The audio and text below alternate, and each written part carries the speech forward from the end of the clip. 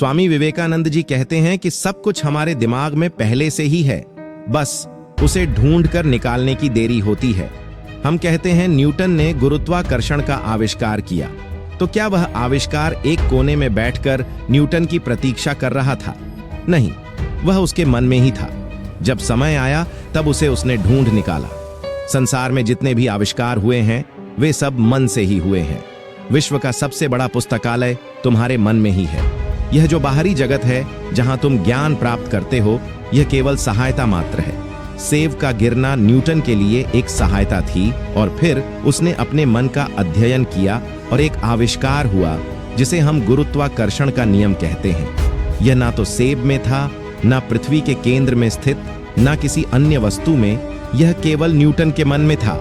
समस्त ज्ञान, चाहे वो व्यवहारिक हो या सामाजिक, सब मनुष्य के मन में ही बसा हुआ है। जब इंसान खोज करना शुरू करता है तो मन धीरे धीरे खुलता है और मनुष्य को ज्ञान होता है और उसे ज्ञानी कहते हैं। और जिस मनुष्य का पूरा मन खुला होता है उसे सर्वज्ञ कहते हैं। वह सबसे बड़ा ज्ञानी होता है। जिस प्रकार पत्थर में अग्नि छिपी होती है, उसी प्रकार मनुष्य के मन में ज्ञान छिपा हुआ होता है। तुम कुछ भी बनना चाहते हो बन सकते हो, बस थोड़ी बुद्धि की आवश्यकता है। सब तुम्हारे भीतर है।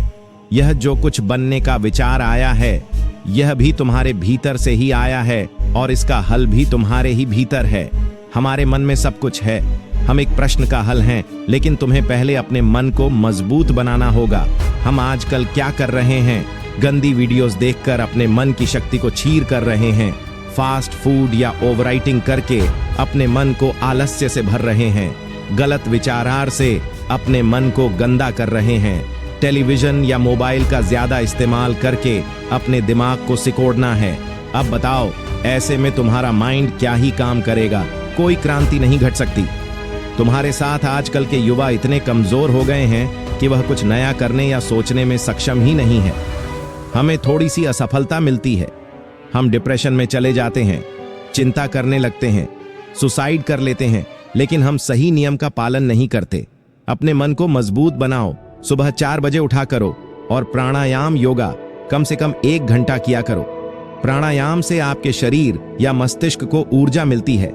आपकी बुद्धि कितनी ही कमजोर क्यों ना हो, बस 1 महीना रोज सुबह 1 घंटा रोज प्राणायाम करो। आपको ऐसा लगेगा कि आपके साथ चमत्कार हो गया। हमारी सांसों से पूरी बॉडी का कंट्रोल है।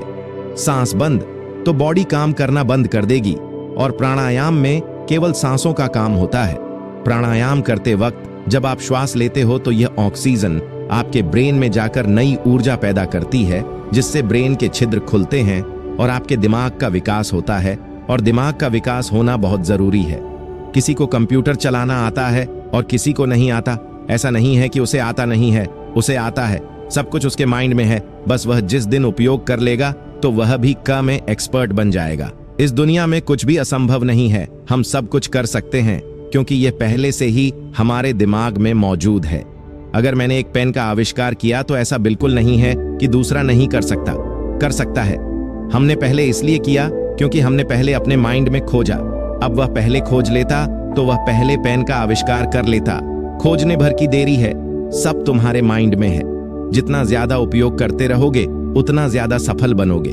मैं आपको स्वामी जी का एक किस्सा सुनाता हूँ जिससे आपको यह पता लगेगा कि स्वामी जी का अपने माइंड पर कितना कंट्रोल था। एक बार स्वामी विवेकानंद जी एक यूनिवर्सिटी में लेक्चर देने गए और वहां 2-3 लोगों से बात कर रहे थे।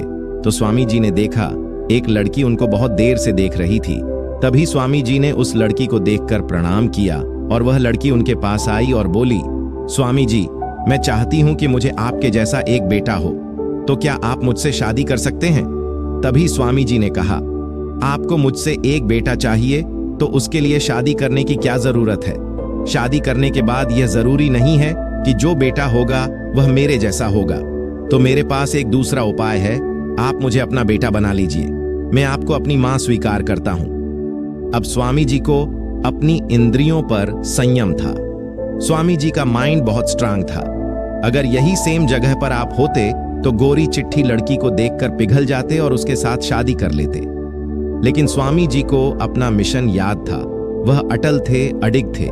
आप भी अटल रहो, अपने लक्ष्य के प्रति अपने माइंड को इतना स्ट्रांग बनाओ कि कोई भी इससे छेड़छाड़ ना कर पाए। अपने माइंड को स्वामी जी की तरह बनाओ। लास्ट में मैं यही कहना चाहता हूं कि अपने माइंड को ऐसा बनाओ कि तुम्हारे अतिरिक्त तुम्हें और कोई छेड़ ही ना पाए।